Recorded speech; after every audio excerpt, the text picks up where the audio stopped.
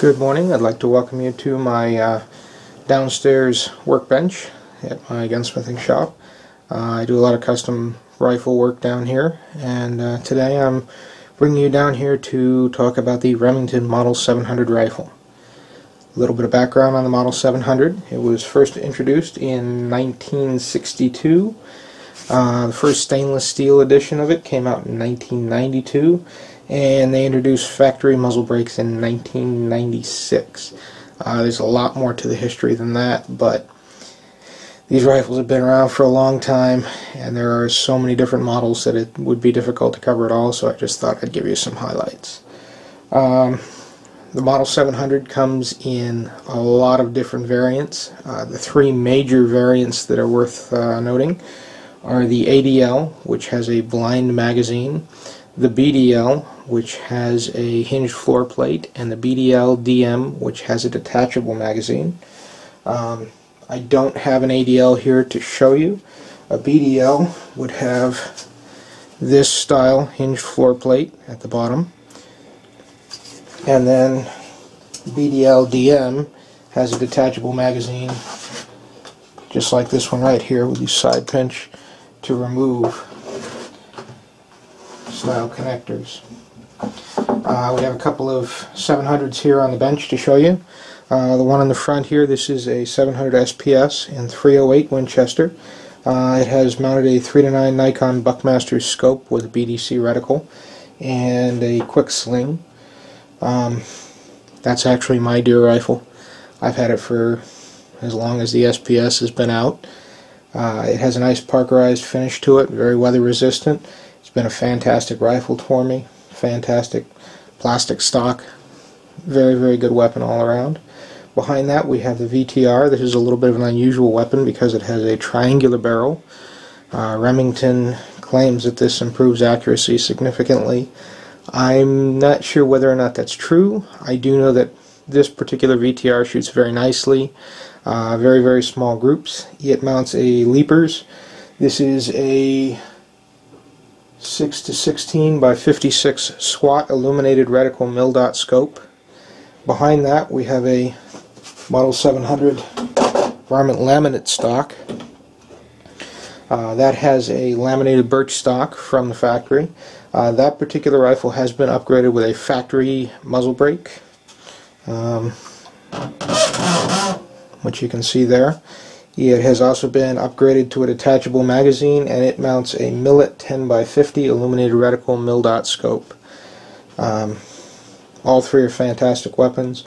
Weapon in the back has been a little bit blueprinted, a little bit accurized by me. That particular weapon shoots well under a 1/4 inch at 100 yards. The VTR shoots excellent groups, and my SPS shoots excellent groups. I do hand load for all of my rifles, so I can't really speak to what factory ammo seems to work best for me, even though that's a very common question from my Remington Model 700 owners. These are all short actions, give you an idea.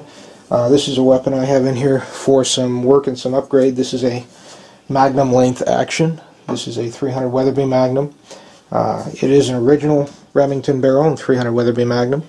This particular unit has been upgraded with an HS Precision stock, and the gentleman that brought this to me, he bought it second hand. It had a aftermarket muzzle brake that was installed incorrectly by an amateur gunsmith. And I just want to take 2 seconds to stress, if you're an amateur, don't do something over your head. This particular situation turned out alright. This particular muzzle brake was installed by threading the end of the barrel with a pipe thread, and it was a homemade muzzle brake that somebody produced.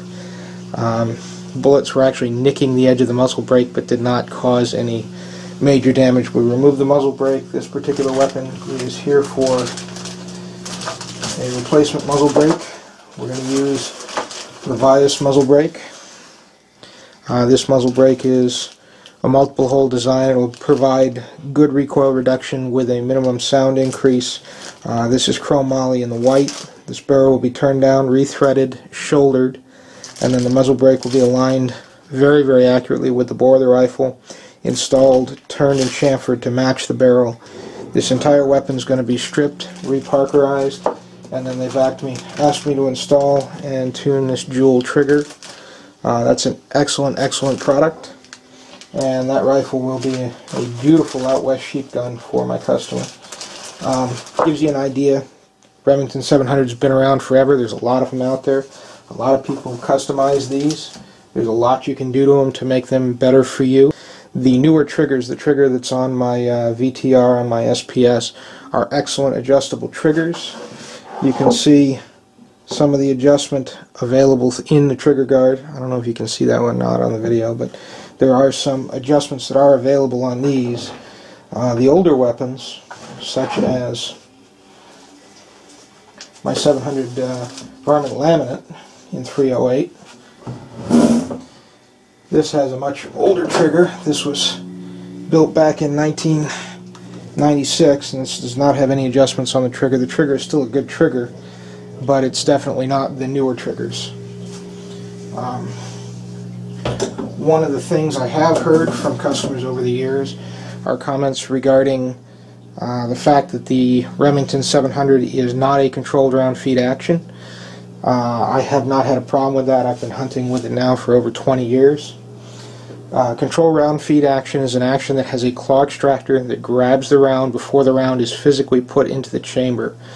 Theoretically, this allows you to load an action upside down. I have never run into a situation yet where I've been hanging upside down from a tree trying to load my rifle. I'm usually in the upright position when I'm loading my rifle. Even if you are in the upside down position, this is a snap cap. It's a dummy round, colored obviously so we know it's a dummy round. You can put round in the magazine, flip the action completely upside down, get my scope cover out of the way, and load the rifle without a problem, without having it fall out.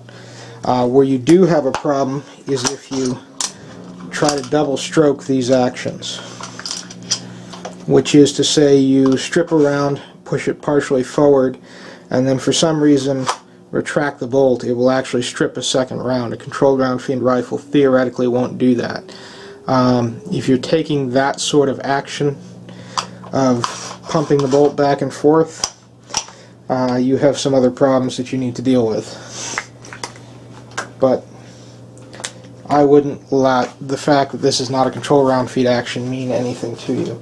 And in fact, recent data suggests that controlled round feed actions are actually less accurate than the Remington 700 style action because there is a lack of symmetry and there is less support for the cartridge head.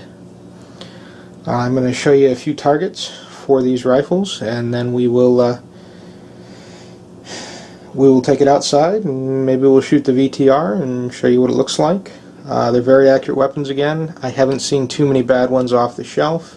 One does come in every once in a while that needs a little bit of tuning up, but I've never had one that I couldn't get to shoot half MOA groups. Thank you very much.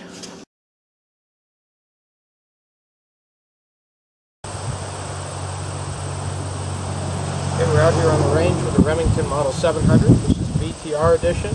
We have it in 223 Remington today, which is very similar to the 5.56 NATO round.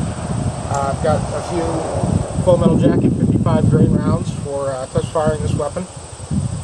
A couple of safety reminders. Remember, keep your safety on, your finger off the trigger, and your weapon unloaded until you're ready to fire. Make sure you have a good solid backstop like the one we have here. Remember your hearing protection and eye protection at all times.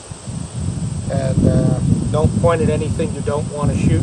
Remember, once you pull the trigger, you can't recall a bullet. So we're going to load up here and take a couple of shots for you. Operationally, this is a BDL unit, so we've loaded rounds in through the top. Pushing the bolt forward, loads chamber, lock it down. Safety is on. Safety is on the side here. Remember, no finger on the trigger until you're ready to shoot. Turn our safety off.